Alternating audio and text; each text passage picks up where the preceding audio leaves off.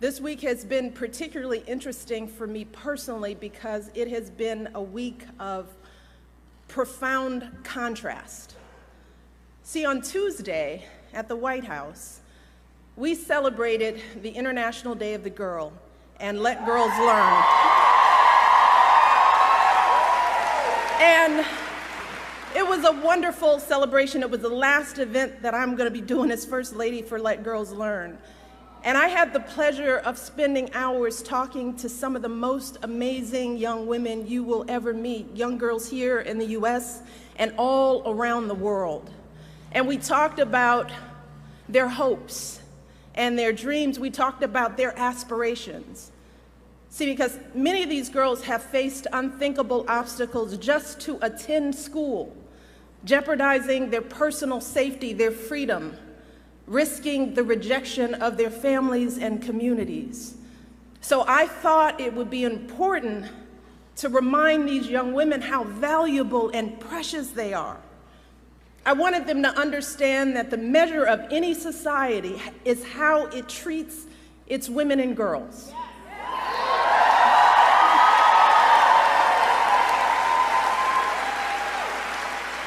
And I told them that they deserve to be treated with dignity and respect.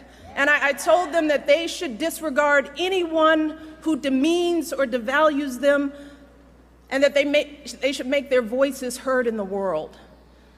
And I walked away feeling so inspired, just like I'm inspired by all the young people here.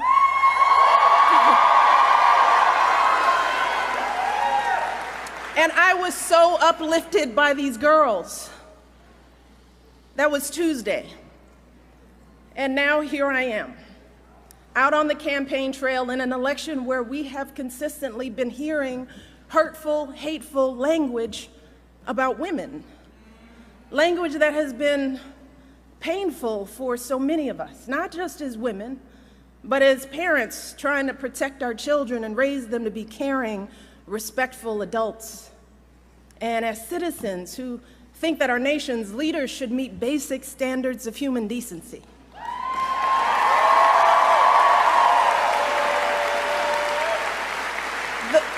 The fact is that in this election, we have a candidate for president of the United States who over the course of his lifetime, in the course of this campaign, has said things about women that are so shocking, so demeaning, that I simply will not repeat anything here today.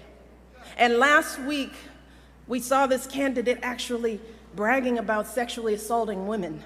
And I can't believe that I'm saying that a candidate for president of the United States has bragged about sexually assaulting women. And I have to tell you that I can't stop thinking about this. It has shaken me to my core in a way that I couldn't have predicted. So while I'd love nothing more than to pretend like this isn't happening and to come out here and do my normal campaign speech, it would be dishonest and disingenuous to me to just move on to the next thing like this was all just a bad dream. This is not something that we can ignore. It's not something we can just sweep under the rug as just another disturbing footnote in a sad election season. Because this was not just a lewd conversation. This wasn't just locker room banter. This was a powerful individual speaking freely and openly about sexually predatory behavior and actually bragging about kissing and groping women, using language so obscene that many of us were worried about our children hearing it when we turn on the TV. And to make matters worse, it now seems very clear that this isn't an isolated incident. It's one of countless examples of how he has treated women his whole life. And I have to tell you that I listen to all of this, and I feel it so personally. And I'm sure that many of you do too, particularly the women. The shameful comments about our bodies, the disrespect of our ambitions and intellect, the belief that you can do anything you want to a woman. It is cruel. It's frightening. And the truth is, it hurts. It hurts. It's like that sick, sinking feeling you get when you're walking down the street, minding your own business, and some guy yells out vulgar words about your body. Or when you see that guy at work that stands just a little too close, stares a little too long, and makes you feel uncomfortable in your own skin. It's that feeling of terror and violation that too many women have felt when someone has grabbed them or forced himself on them and they've said no, but he didn't listen.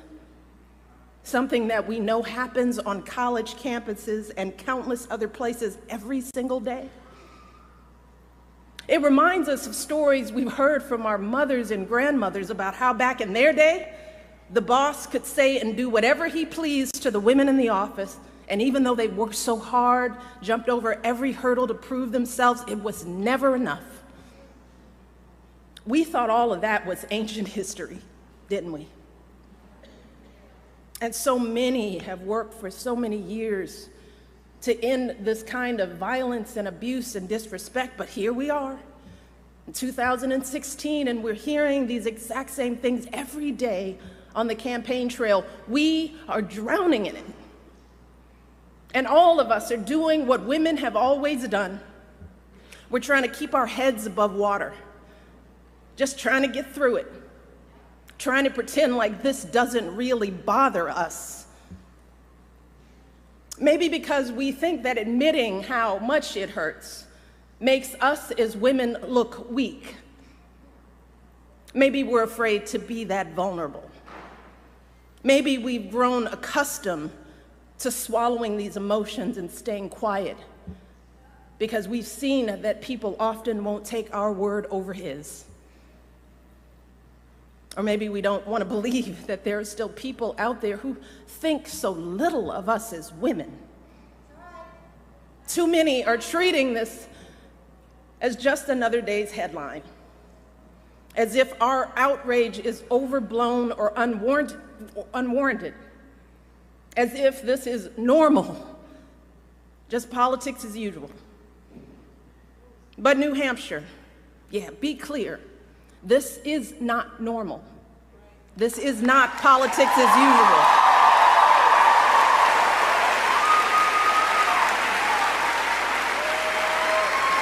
This is disgraceful. It is intolerable. And it doesn't matter what party you belong to, Democrat, Republican, Independent, no woman deserves to be treated this way. None of us deserves this kind of abuse.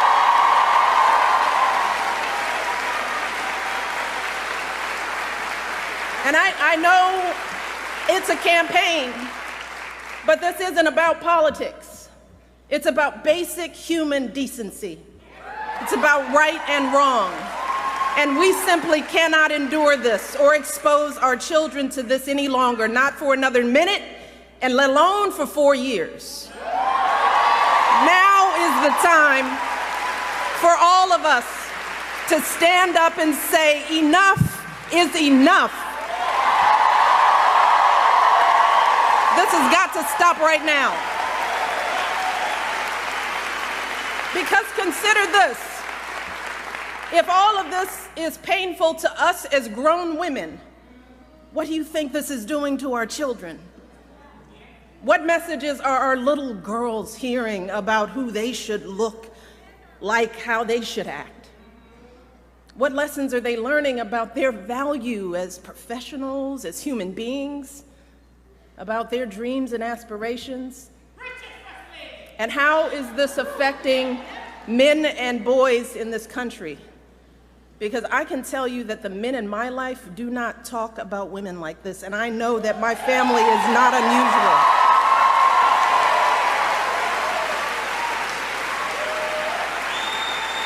And to dismiss this as everyday locker room talk is an insult to decent men everywhere. The men that you and I know don't treat women this way. They are loving fathers who are sickened by the thought of their daughters being exposed to this kind of vicious language about women. They are husbands and brothers and sons who don't tolerate women being treated and demeaned and disrespected. And like us, these men are worried about the impact this election is having on our boys who are looking for role models of what it means to be a man. In fact, someone recently told me a story about their 6-year-old son who one day was watching the news. They were watching the news together, and the little boy out of the blue said, "I think Hillary Clinton will be president." And his mom said, "Well, why do you say that?" And this little 6-year-old said, "Because the other guy called someone a piggy." And he said, "You cannot be president if you call someone a piggy." So even a 6-year-old knows better. A 6-year-old knows that this is not how adults behave. This is not how decent human beings behave. And this is certainly not how someone who wants to be president of the United States behaves. Because let's be very clear, strong men, men who are truly role models, don't need to put down women to make themselves feel powerful. People who are truly strong lift others up. People who are truly powerful bring others together. And that is what we need in our next president. We need someone who is a uniting force in this country. We need someone who will heal the wounds that divide us. Someone who truly cares about us and our children. Someone with strength and compassion to lead this country forward. And let me tell you, I'm here today because I believe with all of my heart that Hillary Clinton will be that president.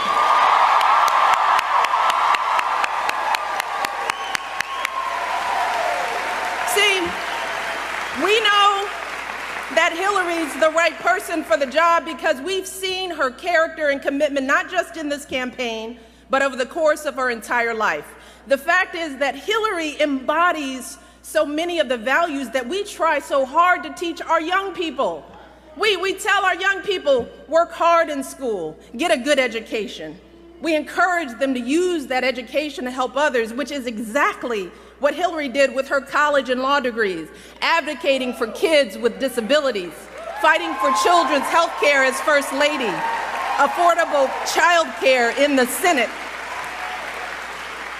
We teach our kids the value of being a team player, which is what Hillary exemplified when she lost the 2008 election and actually agreed to work for her opponent as our Secretary of State, earning sky-high approval ratings, serving her country once again. We also teach our kids that you don't take shortcuts in life and you strive for meaningful success in whatever job you do. Well, Hillary has been a lawyer, a law professor, First Lady of Arkansas, First Lady of the United States, a U.S. Senator, Secretary of State, and she has been successful in every role, gaining more experience and exposure to the presidency than any candidate in our lifetime. More than Barack, more than Bill, and yes, she happens to be a woman.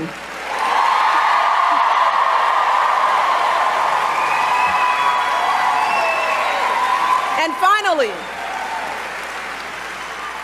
we teach our kids that when you hit challenges in life, you don't give up, you stick with it.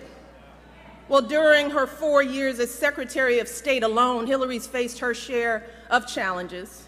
She's traveled to 112 countries, negotiated a ceasefire, a peace agreement, a release of dissidents. She spent 11 hours testifying before a congressional committee.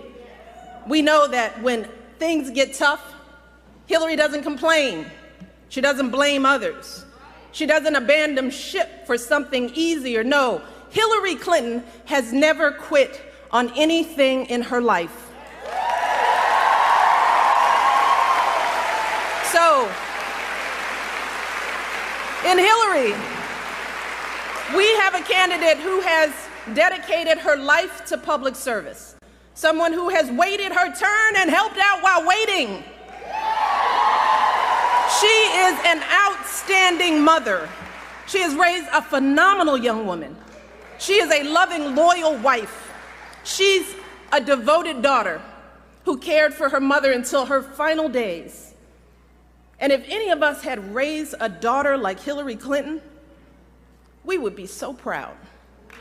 We would be proud. And regardless of who her opponent might be, no one could be more qualified for this job than Hillary, no one. And in this election, if we turn away from her, if we just stand by and allow her opponent to be elected, then what are we teaching our children about the values they should hold, about the kind of life they should lead? What are we saying? In our hearts, we all know that if we let Hillary's opponent win this election, then we are sending a clear message to our kids that everything they're seeing and hearing is perfectly okay. We are validating it. We are endorsing it. We're telling our sons that it's okay to humiliate women. We're telling our daughters that this is how they deserve to be treated. We're telling all our kids that bigotry and bullying are perfectly acceptable in the leader of their country. Is that what we want for our children? And remember, we won't just be setting a bad example for our kids, but for our entire world. Because for so long, America has been a model for countries across the globe, pushing them to educate their girls, insisting that they give more rights to their women. But if we have a president who routinely degrades women, who brags about sexually assaulting women, then how can we maintain our moral authority in the world? How can we continue to be a beacon of freedom and justice and human dignity? Well, fortunately, New Hampshire, here's the beauty. We have everything we need to stop this madness. You see, while our mothers and grandmothers were often powerless to change their circumstances, today, we as women have all the power we need to determine the outcome of this election. We have knowledge. We have a voice. We have a vote. And on November the 8th, we as women, we as Americans, we as decent human beings can come together and declare that enough is enough. And we do not tolerate this kind of behavior in this country.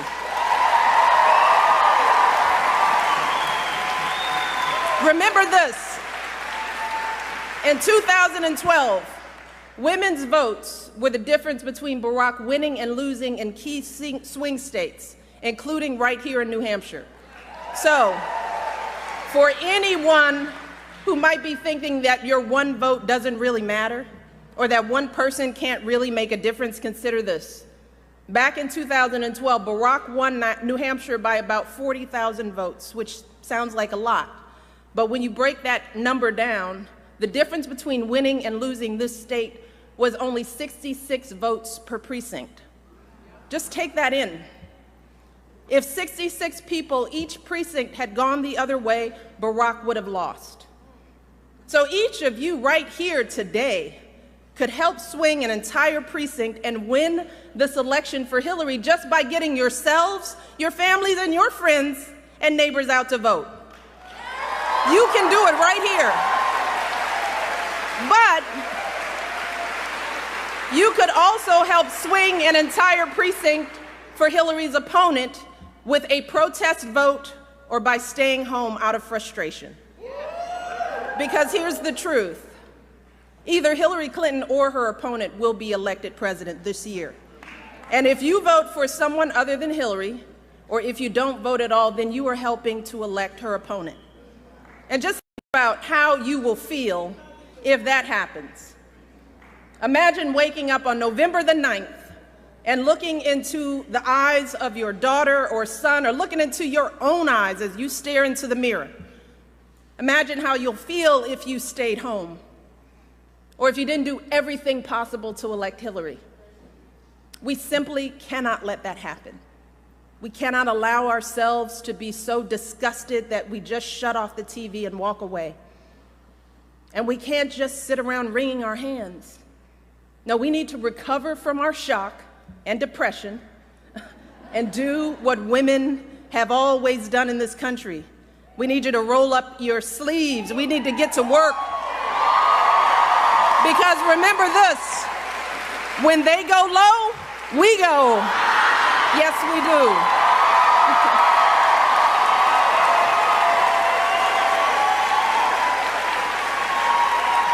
And voting ourselves is a great start, but we also have to step up and start organizing. So we need you to make calls and knock on doors and get folks to the polls on Election Day and sign up to volunteer with one of the Hillary campaign folks who are here today just waiting for you to step up. And young people, and not so young people, get on social media. Share your own story of why this election matters, why it should matter for all people of conscience in this country. There is so much at stake in this election. See, the choice you make November 8th could determine whether we have a president who treats people with respect or not, a president who will fight for our kids, for good schools, for good jobs for our families or not, a president who thinks that women deserve the right to make our own choices about our bodies and our health or not. That's just a little bit of what's at stake. So we cannot afford to be tired or turned off. And we cannot afford to stay home on Election Day. Because on November the 8th, we have the power to show our children that America's greatness comes from recognizing the innate dignity and worth of all our people. On November the 8th, we can show our children that this country is big enough to have a place for us all, men and women, folks of every background and walk of life, and that each of us is a precious part of this great American story, and we are always stronger together.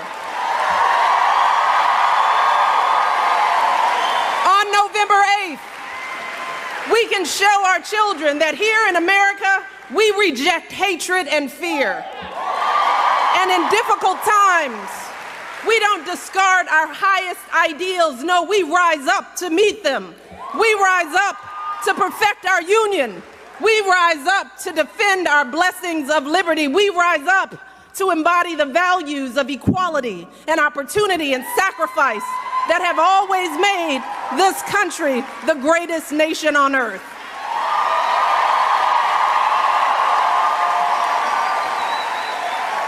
That is who we are. And don't ever let anyone tell you differently. Hope is important. Hope is important for our young people. And we deserve a president who can see those truths in us. A president who can bring us together and bring out the very best in us. Hillary Clinton will be that president. So for the next 26 days, we need to do everything we can to help her and Tim Kaine win this election. I know I'm going to be doing it.